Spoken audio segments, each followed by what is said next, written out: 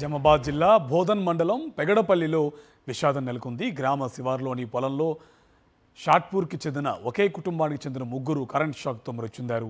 వేరే వారి పొలంలో పనుల నిమిత్తం వెళ్ళినప్పుడు ప్రమాదం జరిగిందని గ్రామస్తులు చెప్తున్నారు. గంగారాం, అతని భార్య, కొడుకు మృతి చెందారు. గంగారాం కుటుంబం అడవి పందుల వేటకు వెళ్ళినట్టు తెలుస్తోంది. అడవి పందుల బారి నుంచి పంటను కాపాడుకునేందుకు కరెంట్ ఫెన్సింగ్ ఏర్పాటు చేశారు రైతులు.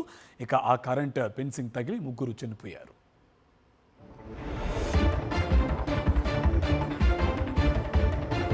సంబంధించి పూర్తి డీటెయిల్స్ మా కరెస్పాండెంట్ విఘ్నేష్ మనకి అందిస్తారు. విఘ్నేష్, పూర్తి డీటెయిల్స్ ఏంటి? కార్తిక్, చాలా విషాదకరమైన ఘటన. ముగ్గురు చనిపోయారు.